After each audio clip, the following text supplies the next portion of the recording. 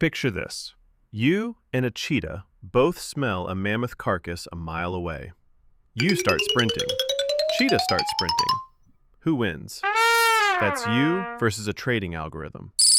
Except the cheetah also built the racetrack, owns the finish line, and gets paid every time any caveman runs on it, win or lose. That's the stock market in 2026.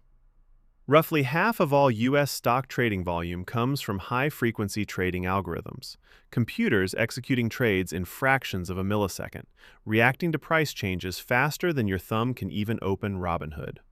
You're not trading against the market, you're trading against a machine that read the news, priced it in, and moved on before your coffee finished brewing. This isn't a conspiracy, it's just architecture. And once you see the blueprint, the whole game makes a lot more sense. Meet the market maker, your friendly cave middleman. Every trade you make needs somebody on the other side of it. That somebody is usually a market maker. Big firms like Citadel Securities or Virtu, whose entire job is to always be ready to buy or sell you a stock, instantly, all day long. Sounds nice, right? Like a helpful cave neighbor who always has extra berries. Here's the catch.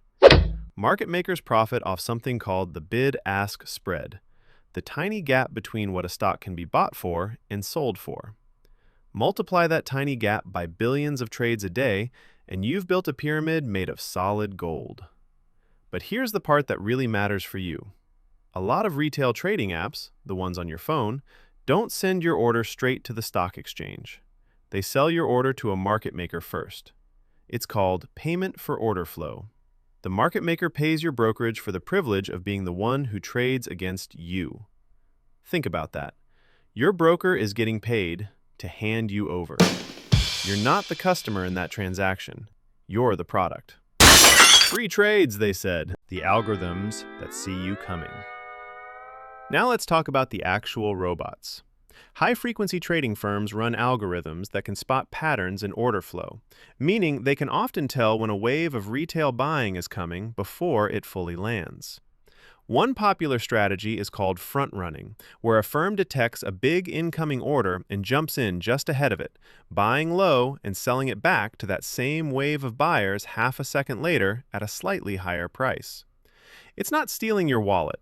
It's more like watching you sprint toward the last banana at the market and casually grabbing it right as your hand gets there, then offering to sell it back to you for a small convenience fee.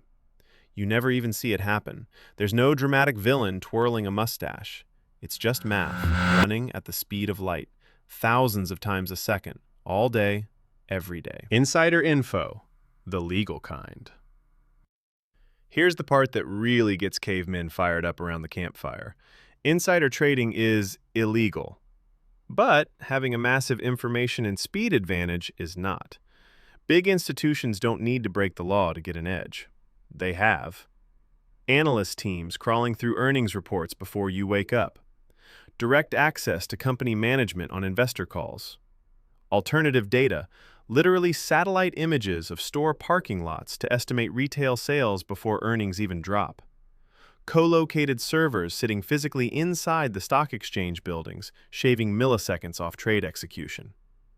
You, meanwhile, have a granola bar, a Reddit thread, and vibes. This is the legal playing field, and it was never flat. It's less rigged casino and more your opponent brought a calculator to a rock-throwing contest. Why you're called Exit Liquidity. All right, the phrase you've been waiting for. Exit Liquidity means somebody needs to be on the buying end when the big money wants to sell. Somebody needs to be on the selling end when big money wants to buy cheap. That somebody, historically, tends to be the retail crowd, because we react to hype, headlines, and group chats slightly slower and slightly more emotionally than institutions do. Big money buys quietly, lets retail traders pile in and push the price up on excitement, then sells into that excitement. When the stock drops afterward, the caveman holding the bag wonders what happened. Nothing personal happened. You were just liquidity. A necessary ingredient, not a targeted enemy. So should caveman just give up? No, cavemen aren't quitters. We invented fire by rubbing sticks together for probably way too long. But we should stop trying to outsprint the cheetah. A few caveman brain truths. 1. Day trading against algorithms is a losing structural bet for most people. Not because you're dumb, but because the system's speed and information advantages are baked in, not accidental. 2. Long-term investing sidesteps most of this entirely. Algorithms fight over milliseconds. They don't really care about your 20-year retirement account. Time, not speed, becomes your advantage. 3. Boring, diversified index funds exist specifically because most professionals can't consistently beat the market either, let alone a guy trading on his lunch break. 4. Position sizing and patience beat reflexes. You will never outclick a computer. You can outweight one, because algorithms aren't optimized for decade-long patience. They're optimized for the next 5 seconds. The market isn't asking you to be the fastest hunter in the tribe. It's asking you to just still be standing in 20 years. That's a game cavemen can actually win. So, next time your stock dips 5 minutes after you buy it, don't spiral. You didn't do anything wrong. You just met the market as it actually is. Fast, automated, and built by people with a serious head start. Stop trying to beat the algorithm at its own speed game. Play the long game instead, where the robots get bored and go home. If this saved you from YOLOing your rent money into a meme stock, smash that subscribe button. Cavemen gotta stick together. Until next time, stay outside the cave, stay off margin, and stay caveman.